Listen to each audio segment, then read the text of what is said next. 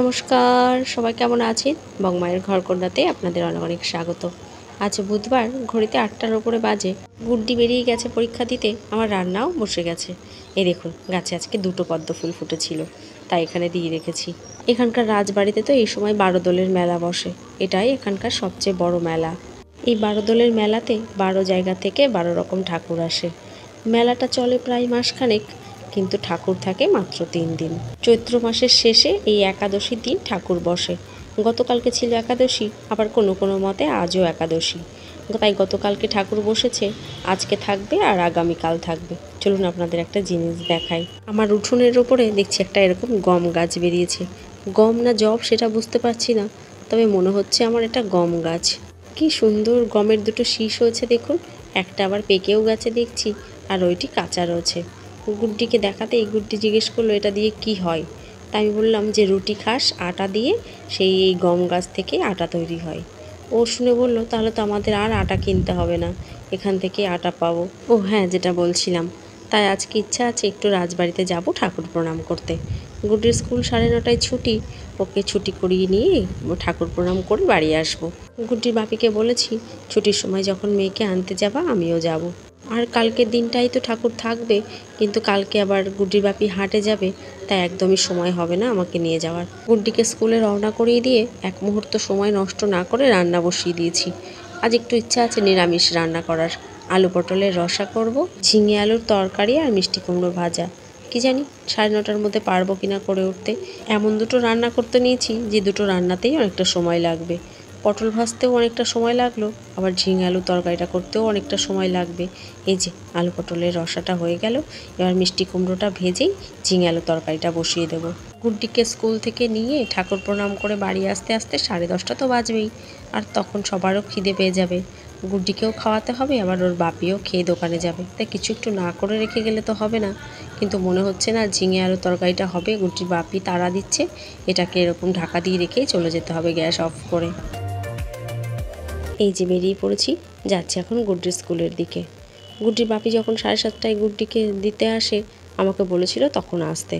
তখন আসলেও বেশ ভালো হতো, এই সময় আর বেরোতে হতো না, বাড়িতে আমি ধীরে সুস্থে রান্নাবান্নাটা সারতে পারতাম।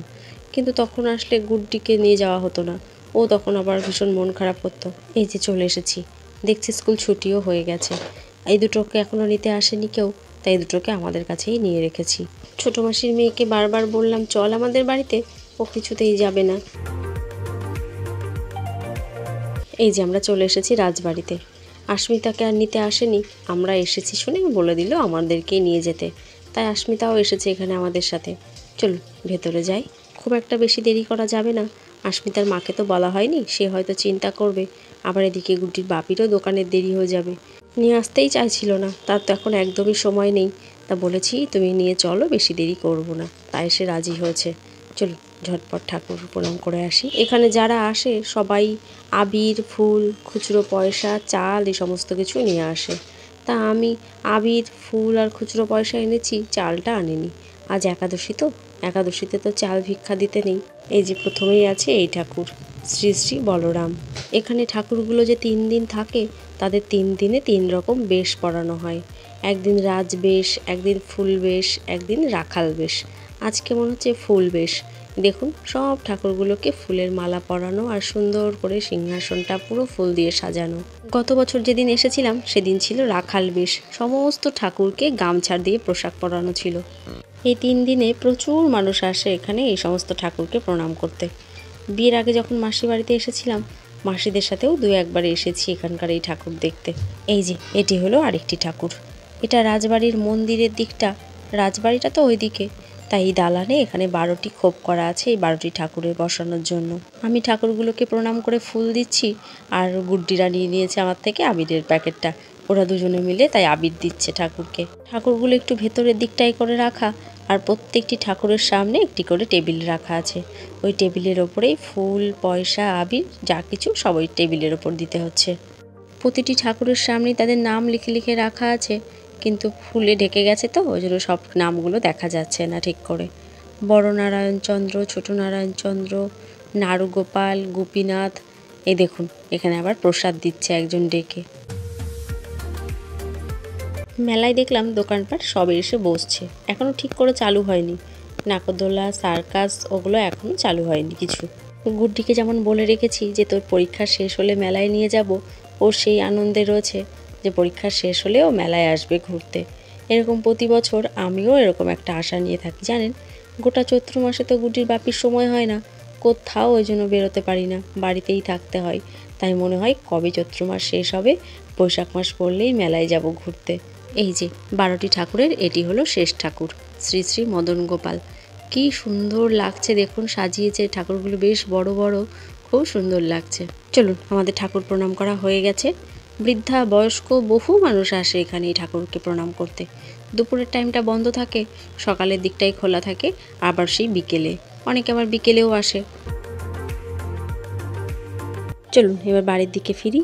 রান্না তো ওই রকমই ফেলে রেখে চলে এসেছি, বাড়ি গিয়ে এবার বাকি রান্নাটা সারতে হবে। গুড্ডিকেও জামা কাপড় ছাড়ানো, হাত মুখ ধোয়ানো, খাওয়ানো, প্রচুর কাজ আছে বাড়ি গিয়ে। এই দেখুন, রাস্তার দুধার দিয়ে এরকম বহু মানুষ বসে থাকে নানান রকম ঠাকুরের ছবি পেতে। যত মানুষ এখানে ঠাকুর প্রণাম করতে আসে তারা সকলেই এদের জন্য চাল, ডাল, খুচরো পয়সা এই সমস্ত কিছু নিয়ে আসে। এদিকে কাণ্ড দেখুন, বেচারিগুলো খেলা খুঁজে না পেয়ে খাটের নিচে ঢুকেছে একজন, বলছে নাকি চোর হয়েছে, খেলনাবাতি সব চুরি করে নিচ্ছে। কিছুদিন আগেই যে এদের দিয়ে খেলাটা করালাম, ওতে ওরা ভারী খুশি হয়েছিল। আবার দেখছি ওদের দিয়ে এরকম কিছু একটা খেলা করাতে হবে, তাহলে আবার খুশি হবে। পরীক্ষাটা শেষ হোক, সামনের সপ্তাহে দেখি। এই বেরো খাটের নিচ থেকে, বেরিয়ে আয়। কি জায়গা তোর, খাটের নিচে ঢুকে কে খেলে? ইঁদুরের বাসা আছে কিন্তু খাটের নিচে। এই আস্মিতা, খাটের নিচে কিন্তু ইঁদুরের বাসা আছে। না না, মিথ্যে না, সত্যি কথা। না নেই, আমি গেছিলাম ভিতরে। দেখ, তুই খাটের দিকে তাকিয়ে দেখ, একটা মৌচাকের বাসা আছে না, কামড়ে দেবে, ফুলিয়ে দেবে পুরো। শিগগিরই বেরিয়ে আয়।